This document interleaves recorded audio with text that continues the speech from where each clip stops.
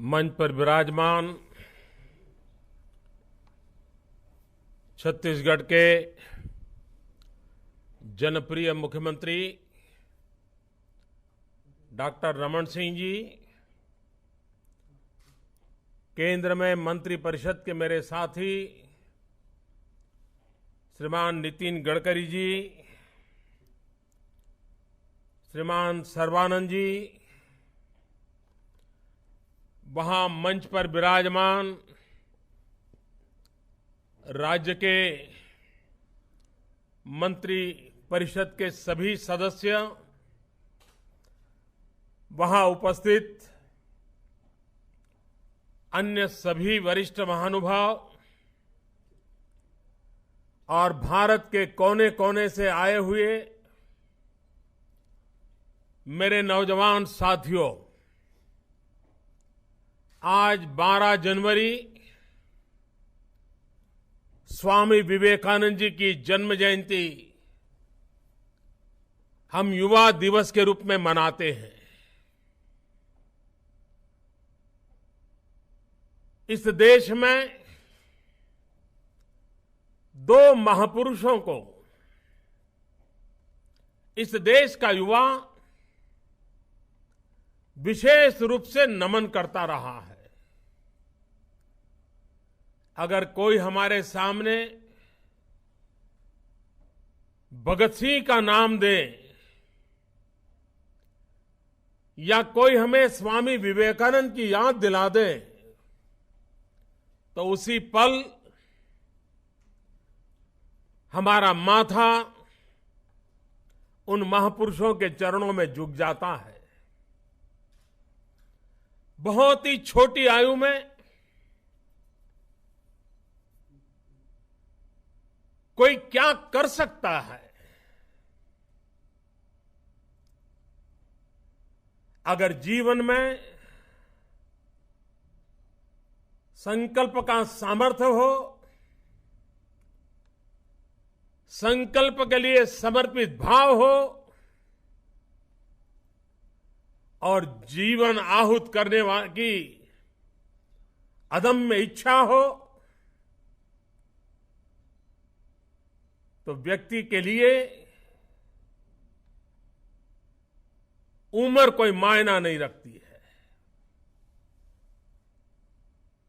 मेरे सामने देश के हजारों युवक बैठे हैं। वो हिंदुस्तान के कोने कोने से आए हैं। उनका लालन पालन अलग अलग हुआ है। उनकी खान पान की आदतें अलग हैं। उनकी बोली अलग है। उनका पहनाव अलग है। लेकिन उसके बावजूद भी ये सारे नौजवान किस एक बात से जुड़े हुए हैं। उनके मन मंदिर में एक मंत्र लगातार गूंजता रहा है और वही हम सबकी प्रेरणा है। और वो मंत्र क्या है? आजादी के आंदोलन के समय जिस वंदे मातरम की गूंज ने कश्मीर से कन्याकुमारी, अटक से कटक पूरे हिंदुस्तान को आजादी के आंदोलन में परो दिया था।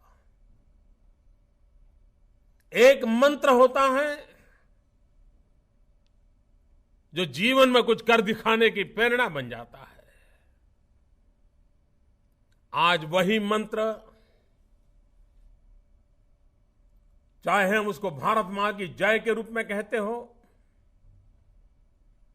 चाहे हम वंदे मातरम के रूप में कहते हो, पहले मां भारती को गुलामी की जंजीरों से मुक्त कराने के लिए वह हमारी ताकत बन गया था। और आज आजाद हिंदुस्तान में भारत को नई ऊंचाइयों पर ले जाने के लिए विकास की नई ऊंचाइयों को सिद्ध करने के लिए, समस्याओं से मुक्ति दिलाने के लिए, हिंदुस्तान के गांव, गरीब किसान, मजदूर, उनके जीवन में बदलाव लाने के लिए यही मंत्र हमारी प्रेरणा बनता है। पहले देश के लिए मरने की प्रेरणा देता था, आज वही मंत्र हमें देश के लिए जीने की प्रेरणा देता है। और आप सब नौजवान अपने लिए नहीं, देश के लिए कुछ करने के इरादे से, किसी न किसी संकल्प से बंधे हुए हैं। आप कुछ करना चाहते हैं और यह देश प्रगति तब करता है जब 125 करोड़ देशवासी किसी न किसी संकल्प से बंधे हो, उस संकल्प की पूर्ति के लिए कुछ कदम चलने के लिए प्रयासरत हो, मंजिल को पाने के लिए अविरत कोशिश करते हो, तो देश अपने आप उस मंजिलों को पार कर जाता है। आज पूरे विश्व का परिवेश देखें, पूरा विश्व आज भारत की तरफ एक बड़ी आशा भरी नजर से देख रहा है। क्यों? इसलिए कि हिंदुस्तान एक संभावनाओं का देश है। अपार अवसर जहां इंतजार कर रहे हैं। दुनिया इसलिए हिंदुस्तान की तरफ देख रही है क्योंकि आज हिंदुस्तान विश्व का सबसे युवा देश है। 65% जनसंख्या 35 से कम आयु की हो,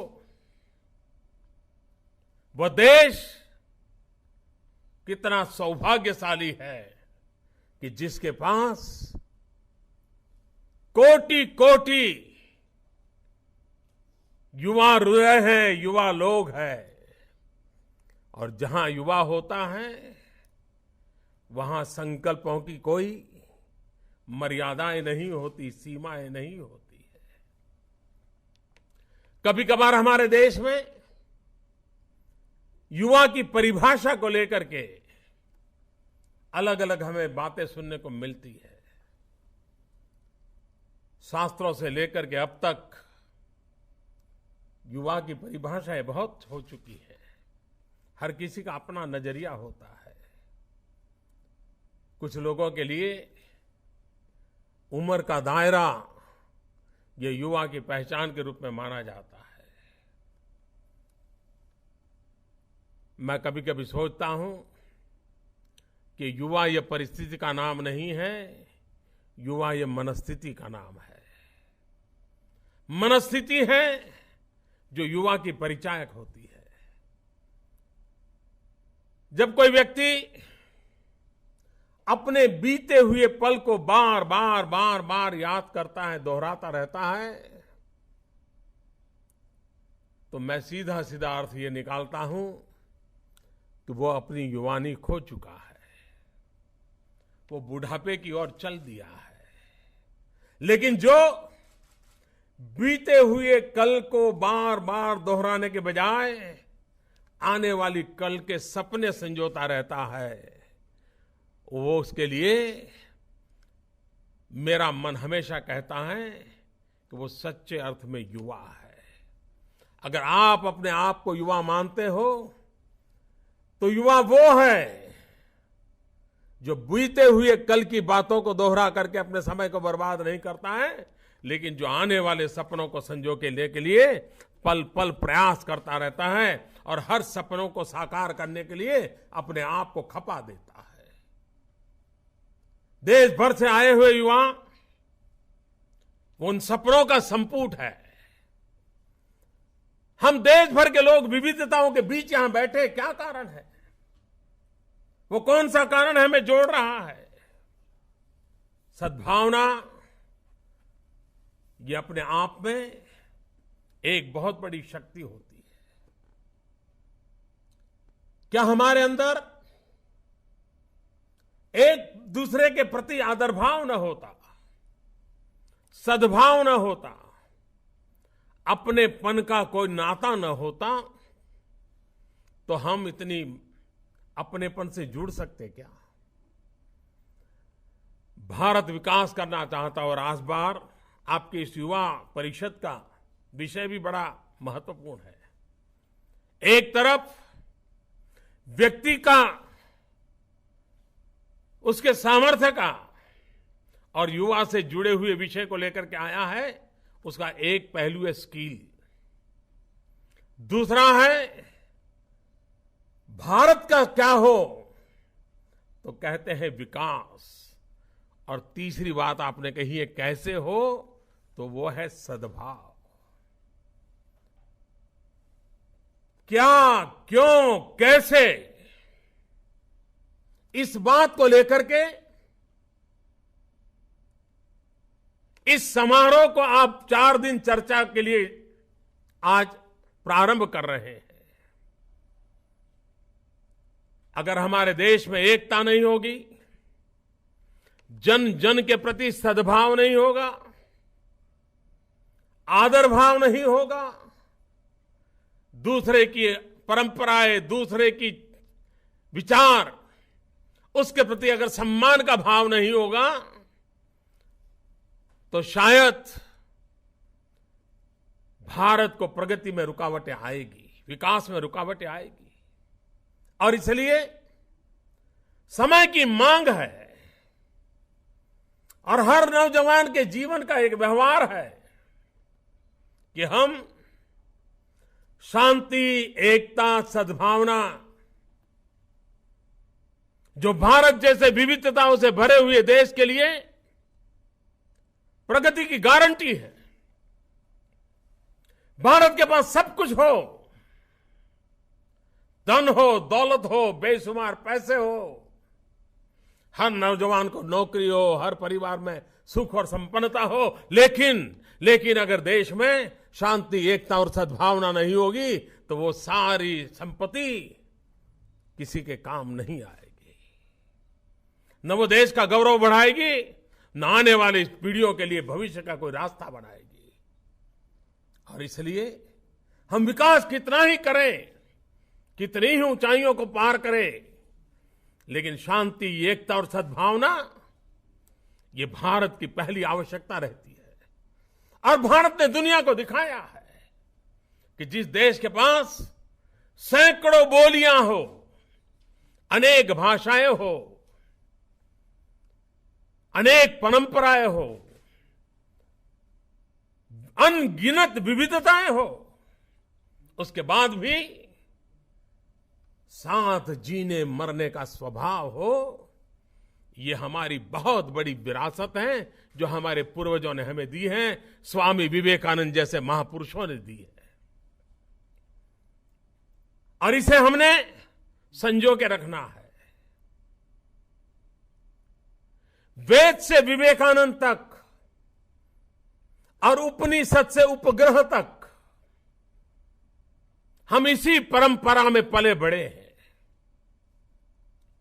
उस परंपराओं को बार बार स्मरण करते हुए, संजोते हुए भारत को एकता के सूत्र में बांधने के लिए सद्भावना का सेतु, उसको हम जितना बल देते रहना होगा। उसी प्रकार से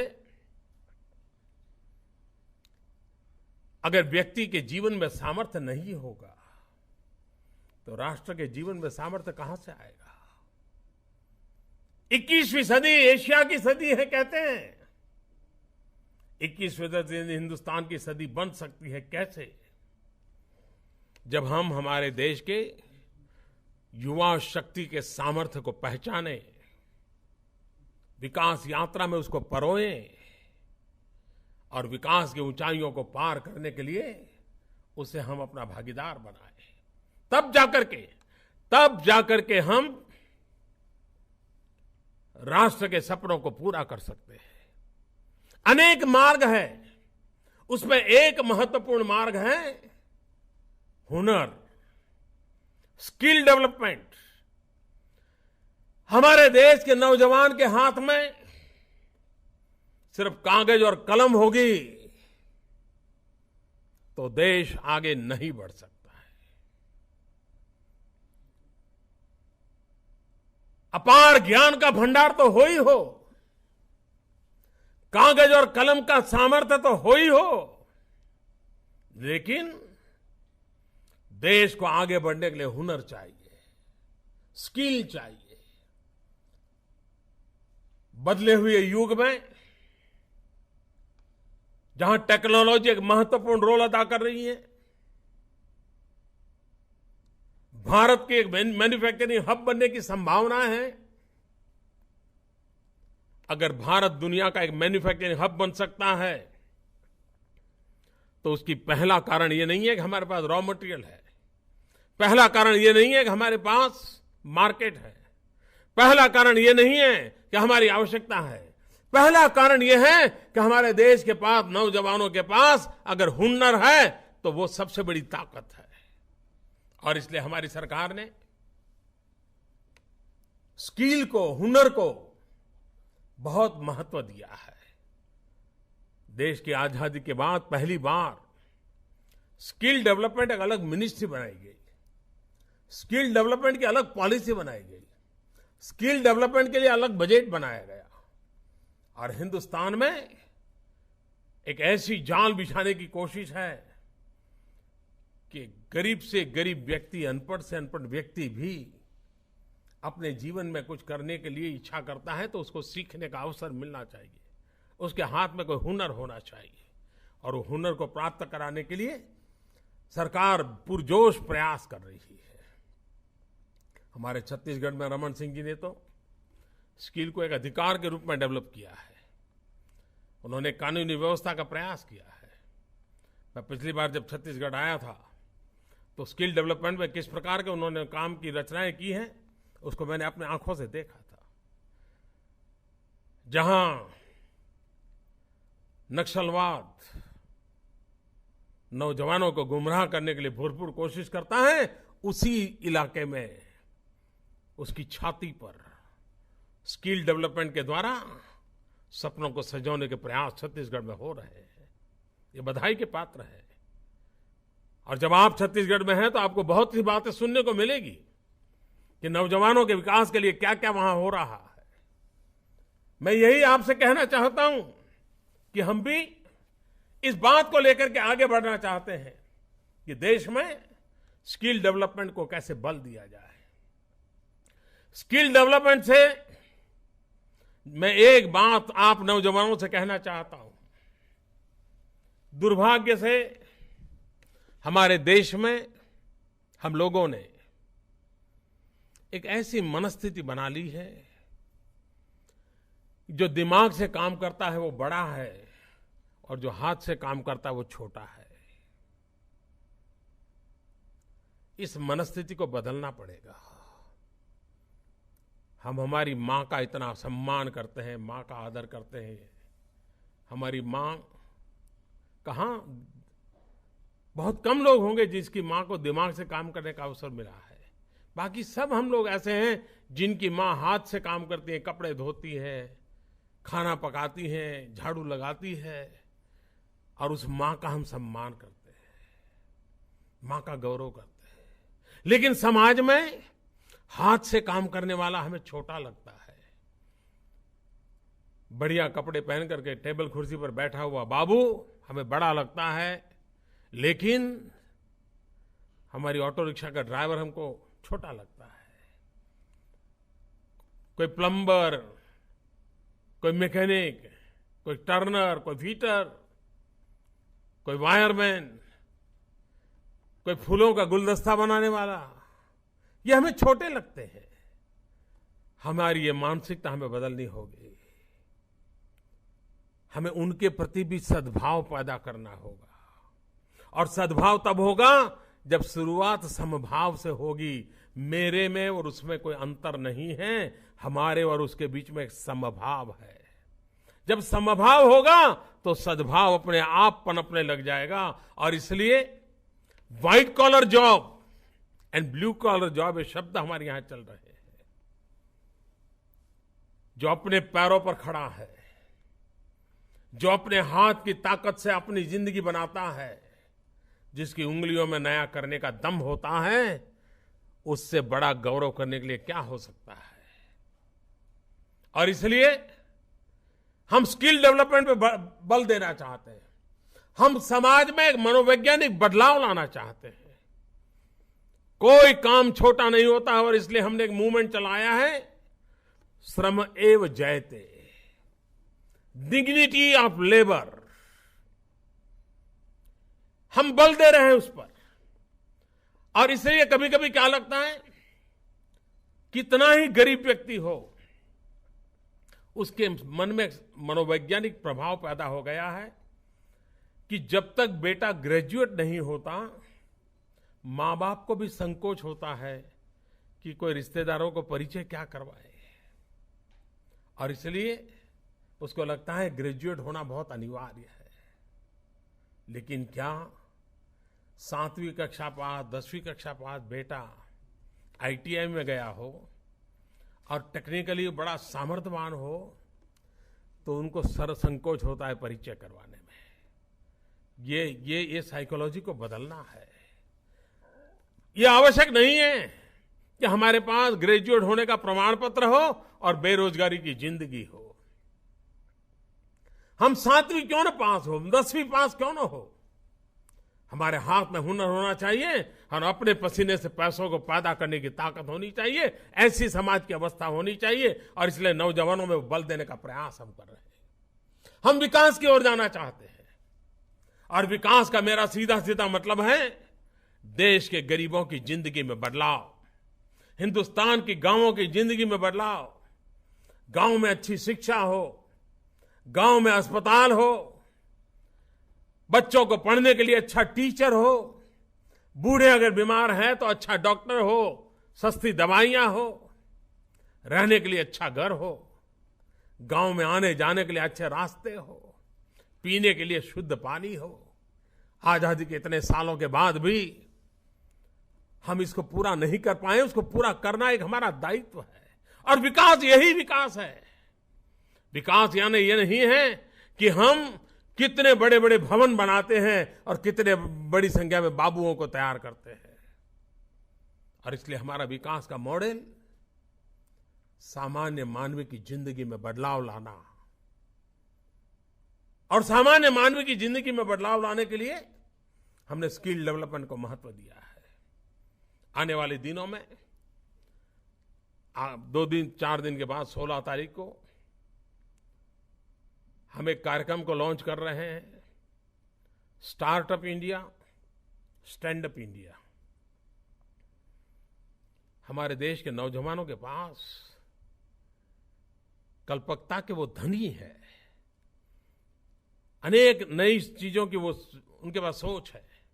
समस्याओं के समाधान के लिए वो रास्ते खोजते हैं। हमारे यहाँ गांव में हमने देखा होगा, खेत में काम करने वाला व्यक्ति भी अपने आप एक टेक्नोलॉजी डेवलप कर देता है और उस टेक्नोलॉजी से अपना काम कर लेता है। अपनी एक ही मोटरसाइकिल होगी, उस मोटरसाइकिल से 10 प्रकार के काम लेना गांव का आदमी जानता है। इसका मतलब कि हमारे पास इनोवेटिव सोच, इनोवेशन, ये भारत के पास है। लेकिन उसे प्रतिष्ठा कैसे मिले, पुरस्कार कैसे मिले, प्रोत्साहन कैसे मिले, आगे बढ़ने के लिए रास्ता कैसे मिले, उस दिशा में सरकार एक गंभीरता से सोच करके उस योजना को लागू कर रही है। 16 तारीख को जब ये बड़ा कार्यक्रम होगा, आप भी अपने अपने इलाके में कहीं पर वीडियो कॉन्फ्रेंस के द्वारा अगर इस कार्यक्रम में शरीक होते हैं तो आपने शरीक होने का प्रयास करना चाहिए। और स्किल डेवलपमेंट का नेक्स्ट स्टेज होता है स्टार्टअप इंडिया। उसी प्रकार से सरकार ने एक मुद्रा योजना घोषित की है, प्रधानमंत्री मुद्रा योजना। हमारे देश में बहुत लोग हैं जिनके पास कुछ करने की इच्छा है, लेकिन पैसों के अभाव में कर नहीं पाते। वो अनफंडेड है, बैंकों के दरवाजे उनके लिए खुले नहीं थे। हमने बदलाव लाए और बैंकों के दरवाजों को खोल दिया। बैंकों के दरवाजों को खोल करके मुद्रा योजना के तहत उन नौजवानों को पैसे देने का प्रयास शुरू किया है। और मुझे खुशी है कि बहुत ही कम समय में ये जो योजना बनाई, प्रधानमंत्री मुद्रा योजना, करीब करीब 2 करोड़ लोगों को बैंक से बिना कोई गारंटी पैसे दिए गए। इतने कम समय में बैंकों के द्वारा 2 करोड़ लोगों को पैसे मिलना और करीब करीब 80,000 करोड़ रुपए नौजवानों के हाथ में रख दिए। नौजवानों पर मेरा भरोसा है, देश की युवा शक्ति पर भरोसा है। देश के सपने अगर कहीं पर निवास करते हैं तो देश की युवा दिलों में रहते हैं और इसलिए उस पर हमने ध्यान केंद्रित किया है। मैं चाहता हूं कि जो लोग कुछ कर गुजरना चाहते हैं वे नौकरी की तलाश क्यों करें, अपने पैरों पर खड़े क्यों न हो। मैं नहीं चाहता हूं मेरे देश का नौजवान जॉब सीकर बने, मैं चाहता हूं मेरे देश का नौजवान जॉब क्रिएटर बने। मैं ऐसी जिंदगी जीऊंगा कि 2, 4 और 5 लोगों को मैं कोई न कोई रोजगार दूंगा।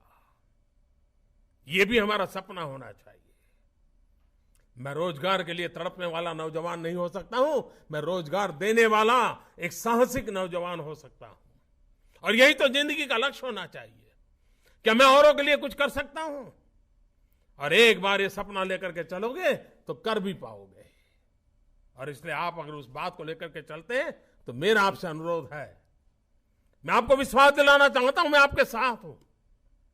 ये सरकार आपके साथ है, ये पूरा हिंदुस्तान आपके साथ है। आप उस लिए सपने संजो करके लेकर के निकलिए। और इसीलिए स्किल डेवलपमेंट का अपना एक महत्व है, startup India, stand up India का महत्व है, प्रधानमंत्री मुद्रा योजना का महत्व है। मैंने अभी एक स्वच्छता का अभियान चलाया है। 15 अगस्त को मैंने लाल किले से कहा था, लेकिन मैं आज गर्व से कह सकता हूं कि वो स्वच्छता अभियान किसी प्रधानमंत्री का अभियान नहीं है, कोई नरेंद्र मोदी का अभियान नहीं है। देश के हर नागरिक ने इसको अपना बना लिया है। हर कोई उसमें कुछ न कुछ करना चाहता है। अभी मैंने कहा 26 जनवरी को हमारे महापुरुष के जितने स्टैच्यू हैं उसकी सफाई एक नागरिक के नाते हम क्यों न करें। और मेरे पास खबरें हैं कि देश भर में इतने नौजवान आगे आए हैं, इतने स्कूल कॉलेज आगे आई हैं, इतने संगठन आगे आए हैं। इवन मुझे बताया गया नेहरू युवक केंद्र हो, एनसीसी हो, एनएसएस हो, ये सब लोग मैदान में आए हैं। सबने तय कर लिया है कि अब हमारे गांव में महापुरुषों के स्टैच्यू और वो परिसर हम गंदा नहीं रहने देंगे। कुछ लोगों ने तो 26 जनवरी का भी इंतजार नहीं किया है, ऑलरेडी काम शुरू कर दिया है। यही तो देश की ताकत होती है। लेकिन पहला एक समय था, हम सब देखते थे हाँ ये महापुरुष की प्रतिमा है, फिर बात भी करते देखो यार कितना गंदा है, कोई संभालता नहीं है। आज हर कोई चर्चा करता है यार ये हमारे गांव का अंदर ये 6 महापुरुषों के पुतले हैं, उसकी सफाई हम करेंगे। एक नया माहौल बना है। नेहरू युवक के केंद्रों के और एनएसएस एनसीसी के नौजवानों ने इसका बीड़ा उठाया है। मुझे विश्वास है बहुत बड़ी सफलता मिलेगी। इस बार आप पिछले करीब 20 साल से ये समागम करते आए हैं। मेरी आपसे आग्रह है, मेरा आपसे अनुरोध है, इस बार जाने से पहले आप 2019 का कोई संकल्प लेकर के जा सकते हैं क्या? और 2019 तक हम इतना करेंगे। मैं 2019 इसलिए कह रहा हूं कि 2019 महात्मा गांधी की 150वीं जयंती है। महात्मा गांधी को स्वच्छता बहुत पसंद थी। 2019 तक का हमारा कोई टाइम टेबल बना के हम जा सकते हैं क्या? और हम हर महीना उसका लेखा जोखा लें, हिसाब किताब करें, संकल्प तय करें, योजना बनाएं, रोड मैप बनाएं और आंखों को दिखने वाला परिवर्तन ला करके रहें। और दूसरा सपना 2022 का हम लें। एक 2019 का हमारा रोड मैप और दूसरा 2022 का रोड मैप। 2022 इसलिए कि भारत की आजादी के 75 साल हो रहे हैं। हिंदुस्तान की आजादी के 75 साल हम कैसे मनाएंगे? अभी से हम कैसी तैयारी करेंगे? हम अपने आप को उसके लिए कैसे सज्ज करेंगे? हमारी अपनी संस्था हो, हमारा परिवार हो, हम व्यक्ति हो, हम खुद क्या कर सकते हैं, इस पर हम सोचें। और इसलिए रायपुर से अब जब निकले तब 2019 और 2022 कोई न कोई लक्ष्य निर्धारित करके उसका रोड मैप निकाल करके निकलिए और उसके लिए कौन समय देगा, कितने घंटे देगा, उसके संकल्प लेकर के चलिए। उसी प्रकार से मैं विशेष रूप से नौजवानों को एक बात के लिए आभार व्यक्त करना चाहता हूं कि आज के इस युवा समारोह के लिए मैंने देश के नौजवानों को आग्रह किया था कि आप मुझे नरेंद्र मोदी ऐप, आप मोबाइल पर उसको डाउनलोड कर सकते हैं, नरेंद्र मोदी ऐप पर अपने सुझाव भेजिए। मुझे इस बात का गर्व है कि देश के हर कोने से हजारों नौजवानों ने मुझे हजारों सुझाव भेजे। देश का नौजवान कितना जागरूक है और नरेंद्र मोदी ऐप मेरे लिए एक सरल माध्यम बन गया है कि मैं सीधा सीधा आपसे जुड़ जाता हूं। मैं उन सभी नौजवानों का अभिनंदन करना चाहता हूं जिन्हें मुझे समय निकाल करके, सोच करके देश के काम आने के लिए अपने विचारों से लाभान्वित कराया। हजारों नौजवानों ने मुझे सुझाव भेजे, मैं उन सबका आभारी हूं। 26 जनवरी मैंने देश के सामने, देश के नौजवानों के सामने एक विषय रखा है और मैंने आग्रह किया कि हमारे यहां चर्चा होनी चाहिए। अधिकार और कर्तव्य। भारत के संविधान ने हमें दोनों जिम्मेवारियां दी हैं, लेकिन आजादी के बाद ज्यादातर हम लोगों की प्राथमिकता अधिकार पर रही है। कर्तव्य व्यक्तिगत स्वभाव से जुड़ गया, समाज स्वभाव से छूट गया। कर्तव्य सामाजिक स्वभाव बनाना है। कुछ लोगों को कर्तव्य में रुचि हो, वो कर्तव्य करते रहे, इससे देश नहीं चल सकता। 125 करोड़ देशवासियों का कर्तव्य का भी स्वभाव बनना चाहिए। और अगर एक बार कर्तव्यों की हवा बन जाती है तो अधिकारों की रक्षा अपने आप हो जाती है। मैं चाहूंगा कि 26 जनवरी को, मैंने पिछली मन की बात में इस बात को कहा था, कईयों ने इस बात को आगे बढ़ाया है, आप भी इस बात को आगे बढ़ाएं, ऐसी मैं अपेक्षा करता हूं। छत्तीसगढ़ का प्यार, छत्तीसगढ़ की मेहमान नवाजी आप सबको बहुत याद रहेगी। मेरा सौभाग्य रहा, मुझे छत्तीसगढ़ में बहुत लंबे अरसे तक रहने का अवसर मिला है, इसलिए मैं उनके प्यार को भली भांति समझता हूं, उनकी स्वागत करने की परंपरा को भली भांति समझता हूं। लेकिन मैं इस बार इसका मजा नहीं लुटा पा रहा हूं क्योंकि कुछ जिम्मेवारियां यहां भी मेरे सर पर रहती हैं। लेकिन मैं मन से आपके साथ हूं।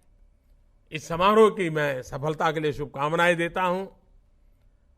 और आप देख सकते हैं कि संकटों के बीच में भी कैसी जिंदगी गुजारी जा सकती है। छत्तीसगढ़ कुछ वर्षों से नक्सलवाद के कारण परेशान है, माओवाद के कारण परेशान है। और मैं नौजवानों को कहता हूं, हमारे हाथ में हुनर होना चाहिए। हत्या करने के लिए हमारा हाथ कभी काम नहीं आना चाहिए।